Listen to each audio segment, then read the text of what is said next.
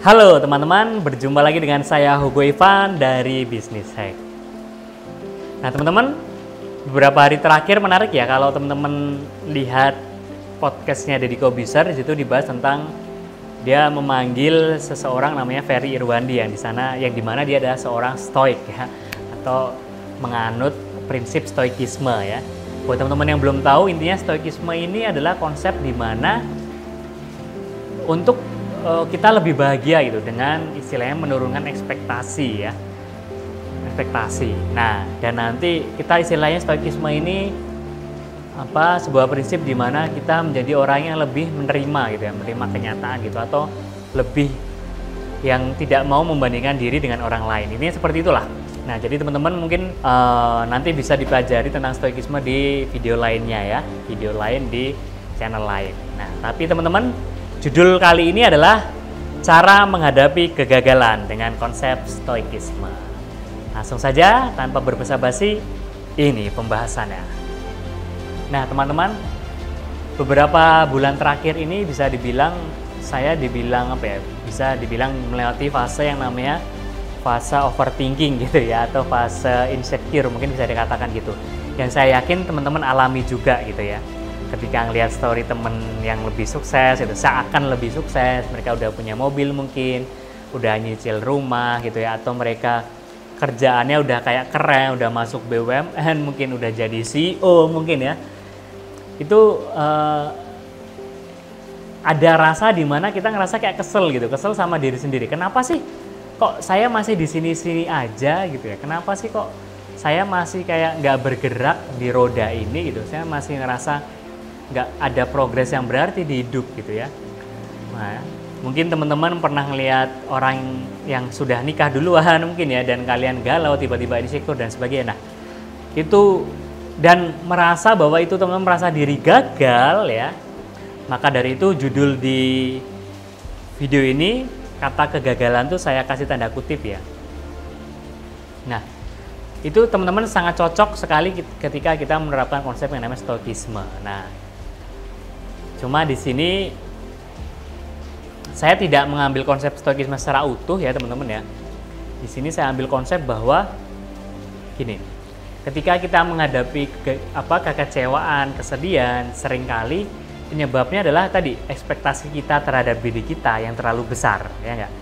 Atau kita tidak mampu nih menanggung ekspektasi dari orang lain kepada diri kita, katakanlah dari orang tua kita, dari ibu kita yang menganggap kita tuh harus segera jadi sukses, harus segera nikah cepat, harus segera kerja PNS atau kerja di BUMN dan sebagainya. Itu kita bisa menghadapi perasaan tersebut ya, perasaan kegagalan ya. Karena kegagalan itu bagi saya sangat subjektif sih. Jadi maka dari itu cara kita menghadapi perasaan kegagalan tadi dengan konsep stoikisme gitu. Jadi intinya teman-teman, ketika kita punya goal, punya impian, ditaruh aja di jauh gitu ya, ditaruh. Bukan berarti kita mengecilkan impian kita ya, karena Pak Soekarno juga bilang kalau jangan takut bermimpi tinggi, kalau kita jatuh pun kita akan jatuh di antara bintang-bintang ya kan. Jadi ini menggabungkan konsep itu. Konsep di mana kita tetap berani bermimpi tinggi, tidak menurunkan standar mimpi kita, tapi yang kita turunkan adalah standar ekspektasi kita. Artinya kalau dalam ilmu vibrasi, energi kita lah energi netral atau energi acceptance ya.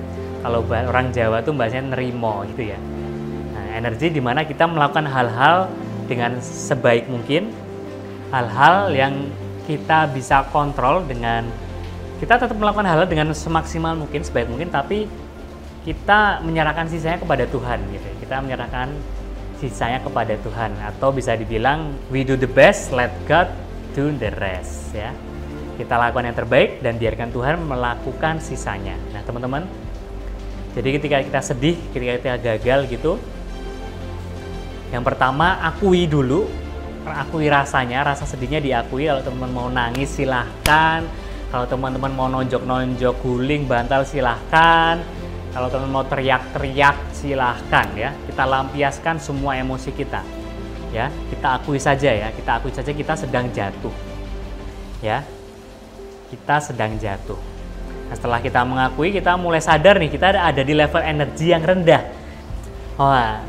Nah, teman-teman jangan lupa ya, kalau belum tahu tentang apa itu tabel power versus force, tonton dulu video yang ada di kiri atas ini. Nah, kembali lagi teman-teman, ketika kita energinya rendah, kita berusaha untuk menaikkan level energi kita untuk lebih tinggi lagi. Ya, supaya rasa sedih itu segera hilang. Nah, yang patut diperhatikan adalah seringkali kita ini denial itu, kita nggak terima perasaan sedih itu datang. Kita nggak terima teman kita mungkin lebih sukses dari kita sekarang gitu ya. Kita nggak terima ya orang lain tuh seakan hidupnya lebih baik dari kita. Nah, itulah yang akan menyebabkan kesedihan tidak berkesudahan karena kita membandingkan hidup kita dengan hidup orang lain. Dan itu sangat buruk teman-teman. Jadi dalam konsep stoikisme ini kita tidak boleh membandingkan diri kita dengan orang lain. Ya, karena start kita biasanya berbeda-beda, karena yang kata mereka mulai dari nol itu pasti berbeda dengan dari nolnya kita gitu, paham ya? Katakanlah kita naik gunung gitu, dari nolnya mereka tuh mungkin udah di setengah perjalanan gitu, tapi dari nolnya kita tuh benar-benar di bawah banget. Jadi sangat tidak bijak sih membandingkan diri kita dengan diri orang lain. Dan akhirnya kita tadi jatuh ke dalam lubang kesedihan dan kita menganggap diri kita adalah seorang yang gagal. Nah, setelah langkah kedua ya, langkah kedua setelah tadi langkah pertama kita mengakui bahwa kita memang lagi jatuh ya, tidak lagi gagal gitu ya, tapi lagi jatuh gitu ya. Karena bagi saya gagal adalah jatuh 10 kali, bangkit hanya 9 kali. Tapi kalau kita belum bisa disebut gagal kalau kita jatuh 10 kali, kita bangkit 11 kali. Nah, jadi itu teman-teman. Yang kedua ya, cara menghadapi kegagalan adalah tadi kita menaikkan level energi kita menyadari bahwa kita nggak harus loh membandingkan diri kita dengan siapapun itu di luar sana. Ya, bahkan kita tidak perlu terlalu keras membandingkan diri kita dengan diri kita yang masa lalu. Katakanlah diri kita yang masa lalu kayak sukses banget gitu, tapi sekarang kayak enggak, kenapa gitu. Nggak perlu terlalu dibandingkan ya, tapi cukup dijadikan apa istilahnya, benchmark saja gitu loh, untuk jadikan pemacu bahwa oh ternyata saya pernah loh seberhasil itu gitu ya. Pasti nanti akan ada masanya kok saya ada di fase itu lagi gitu. Jadi rendahkan ekspektasi kita. Ini bukan pesimis ya teman-teman ya. Jadi ada orang yang bilang, loh mas itu berarti pesimis ya? Enggak sih. Ketika kita menghadapi tantangan, kita ekspektasinya tuh justru yang jelek gitu ya. Jadi teman-teman, misal nih tim bisnis sek gitu ya.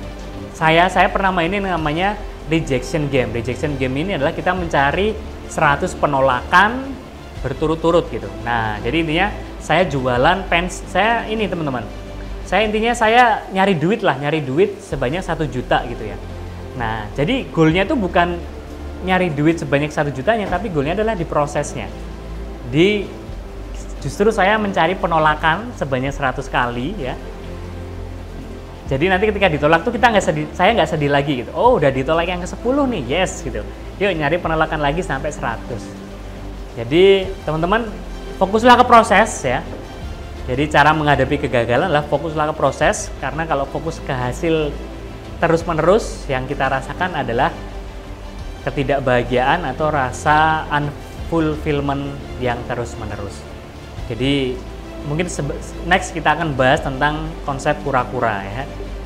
Terima kasih teman-teman. Jadi buat teman-teman yang sedang merasakan kesedihan, kegagalan, kita mungkin sama ya, ada di fase tersebut.